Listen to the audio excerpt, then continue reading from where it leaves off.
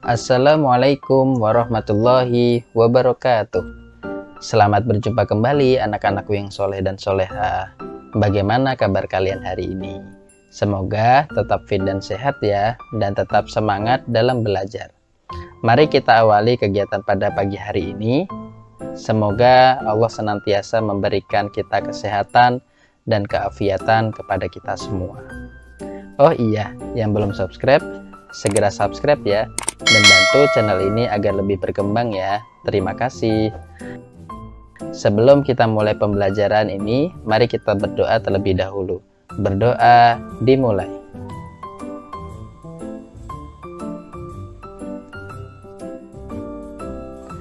Berdoa selesai. Jadi, sudah siap mengikuti pembelajaran kali ini? Mari kita mulai. Kali ini kita akan mempelajari bab 4 tentang nilai-nilai Islam dan kearifan lokal dari berbagai suku di Indonesia. Sebelum kita memasuki pembahasan, Bapak akan bacakan tujuan pembelajaran yang akan kita capai. Adapun tujuan pembelajaran yang pertama adalah mengamalkan sikap kritis, toleran, dan santun dengan baik dan benar. Yang kedua, menganalisis nilai-nilai Islam dan kearifan lokal dari berbagai suku di Indonesia dengan baik dan benar.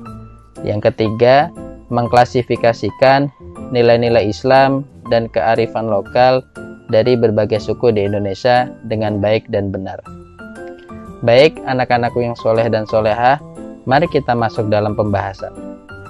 Pengertian kearifan lokal dan tradisi Islam. Kearifan lokal merupakan bagian dari budaya suatu masyarakat yang tidak dapat dipisahkan dari masyarakat itu sendiri. Karena kearifan lokal ini menjadi satu kesatuan dengan masyarakat setempat. Masyarakat di setiap daerah pun memiliki kearifan lokal yang berbeda-beda, sesuai dengan kebiasaan masyarakat tersebut. Contoh kearifan lokal ialah gotong royong, menyelesaikan sarana umum seperti perbaikan jalan, posyandu, pos kampling, dan lain sebagainya. Adapun beberapa kearifan lokal adalah sebagai berikut. Yang pertama, Undang-Undang Nomor 32 Tahun 2009. Kearifan lokal adalah nilai-nilai luhur yang berlaku dalam tata kehidupan masyarakat, antara lain untuk melindungi dan mengolah lingkungan hidup secara lestari. Yang kedua, S. Schwartz. Kearifan lokal adalah kebijakan manusia yang bersandar pada filosofi, nilai-nilai, etika, cara-cara, dan perilaku yang melambaga secara tradisional. Yang ketiga, I. Ketut Gobiah.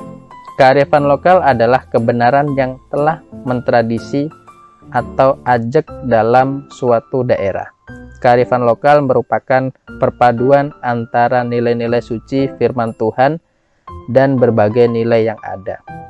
Yang keempat, Aprianto 2008. Kearifan lokal adalah berbagai nilai yang diciptakan, dikembangkan, dan dipertahankan oleh masyarakat yang menjadi pedoman hidup mereka. Yang kelima, Sibarani 2012. Kearifan lokal merupakan suatu bentuk pengetahuan asli dalam masyarakat yang berasal dari nilai luhur budaya masyarakat setempat untuk mengatur tatanan kehidupan masyarakat, atau dikatakan bahwa kearifan lokal. Dari ragam pengertian di atas, dapat disimpulkan bahwa kearifan lokal adalah segala sesuatu yang didasari pengetahuan dan diakui akal serta dianggap baik oleh ketentuan sosial dan agama.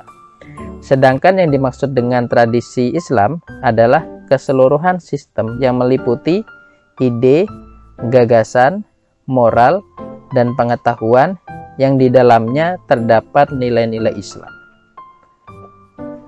Selanjutnya, seni budaya lokal sebagai bagian dari tradisi Islam.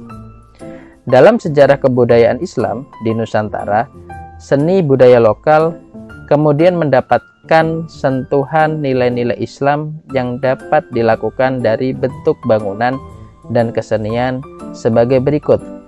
Yang pertama, seni arsitektur bangunan. itu ada arsitektur masjid, kemudian ada juga arsitektur menara. Arsitektur masjid di Pulau Jawa, seni arsitektur masjid sangat berbeda dengan arsitektur masjid-masjid yang ada di Jazirah Arab. Para wali, tokoh penyebaran agama Islam di Pulau Jawa telah memadukan konsep seni arsitektur bangunan Hindu dengan Islam. Seni arsitektur bangunan tempat ibadah umat Hindu memiliki atap, bangunan berudak, 7 lapis yang diambil dari inti ajaran agama Hindu, yaitu Sabta Dharma atau rukun iman agama Hindu. Kemudian para wali membangun tempat ibadah umat Islam, yaitu masjid dengan 3 lapis undak saja. Hal tersebut diambil dari 3 rukun agama, yaitu iman, Islam, dan ihsan. Ciri khas lain seni arsitektur bangunan di Masjid Jawa adalah tiang balok yang dibulatkan. Ada juga beduk yang diambil dari tradisi budaya Cina dan kentongan kayu yang diambil dari tradisi budaya lokal. Biasanya kentongan ditabuh jika ada bahaya seperti maling, kebakaran, banjir, dan lain-lain. Kentongan ini oleh para wali ditabuh saat masuk waktu sholat 5 waktu sebagai isyarat akan ada bahaya jika sholat ditinggalkan, yakni tiang agama akan roboh. Yang kedua, arsitektur menara. Pada bangunan masjid, umumnya menara-menara posisinya diletakkan di dalam area masjid. Biasanya menara dibangun di depan halaman atau di samping, bahkan ada yang menyatu dengan bangunan masjid. Menara dijadikan tempat untuk menggemakan dan mengumandangkan azan. Yang kedua, kesenian dan sastra. Para waliullah di Nusantara menyiarkan nilai-nilai ajaran Islam diantaranya melalui media kesenian dan sastra.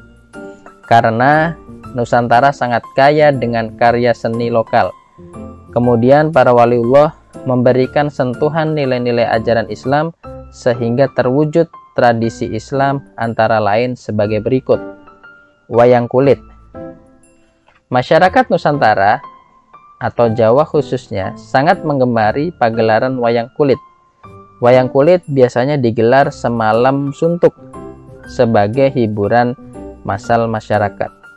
Mereka berkreasi dan memodifikasi cerita wayang kulit dari cerita Pandawa 5. Diganti dengan menyampaikan ajaran rukun Islam yang 5. Karakter Bima sebagai Pandawa nomor 2 disusupkan menjadi jelmaan rukun Islam yang kedua, yaitu sholat. Bima pada karakternya tidak mampu tunduk kepada siapapun. Maka konsep Wali Songo ingin menyampaikan bahwa sholat adalah sebagai tiang agama dan tidak boleh ditinggalkan dalam kondisi apapun. Kitab suluk dan sastra. Penyebaran nilai-nilai ajaran Islam ke Nusantara pada abad ke-13 Masehi sangat diwarnai oleh aspek mistik Islam atau tasawuf. Tokoh-tokoh di Nusantara yang mempopulerkan tasawuf dan karya kitab suluk dan sastranya adalah sebagai berikut. Yang pertama, Hamzah Fansuri dari Aceh. Karya terbesarnya adalah Asror Al-Arifin fi Bayan, Ilmu As-Suluk wa At-Tauhid, Rubba Al-Muhaqqiqin. Yang kedua, Samsudin As-Sumatrani dari Sumatera. Karya terbesarnya adalah Mir'at Al-Mu'min. Yang ketiga, Nuruddin Ar-Raniri dari Aceh. Karya terbesarnya adalah Sirah Al-Mustaqim. Yang keempat, Sayyid Usman dari Betawi asal Arab. Karya terbesarnya adalah Taudih Al-Adilat ala Syuruh Syuhud Al-Ahillat. Yang kelima, Syekh Ahmad Khotib Minangkabau, ulama asal Padang yang besar di Makkah. Karya terbesarnya adalah Ishar Zaklil Kazibin fi Tasyabuhihim bi As-Sodikin. Yang keenam, Sunan Kalijaga dari Jawa. Karyanya Tambang Suluk, karyanya Ilir-ilir dan Gundul-gundul Pacul. Yang ketujuh, Ronggo Warsito, Pujangga Keraton Mataram. Karya suluknya Wirid, Hidayat jati. Selanjutnya, tradisi dan kearifan lokal kesukuan Nusantara. Di antara beberapa tradisi dan adat kesukuan di Indonesia adalah sebagai berikut. A. Tahlilan, yaitu berkumpul dan berdoa untuk orang yang meninggal dunia dengan doa yang disusun oleh para ulama yang terdiri dari ayat-ayat Al-Quran dan hadis-hadis Nabi Muhammad SAW. B. Muludan, yaitu peringatan kelahiran Nabi Muhammad SAW. C. Upacara sadran atau nyadran, yaitu meziarahi makam keluarga atau orang soleh yang dilakukan pada bulan Ruwah atau Sya'ban menjelang bulan Ramadan. D. Upacara grebek suro, yaitu ritual mengarak benda-benda pusaka menjelang tahun baru Hijriah. E. Upacara nyangku, yaitu ritual membersihkan benda-benda pusaka peninggalan leluhur warga Panjalu, Ciamis, Jawa Barat. F. Upacara saparan atau Yakowiyu, yaitu ritual yang berlangsung pada bulan Safar di Klaten, Yogyakarta. G. Upacara sekaten, yaitu peringatan kelahiran Nabi Muhammad SAW setiap tanggal 15 Rabiul Awal di Yogyakarta. H. Peserta tabwik, yaitu peringatan meninggalnya Husain, cucu Nabi Muhammad SAW pada tanggal 1 sampai 10 Muharram. Selanjutnya, sikap apresiatif terhadap tradisi dan kreatif lokal dari berbagai suku di Indonesia.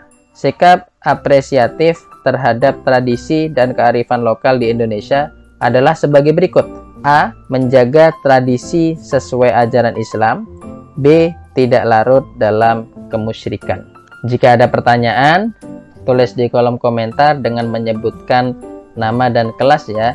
Baik, pembelajaran hari ini Bapak cukupkan, kurang lebihnya mohon maaf, dan jangan lupa like, comment, and subscribe.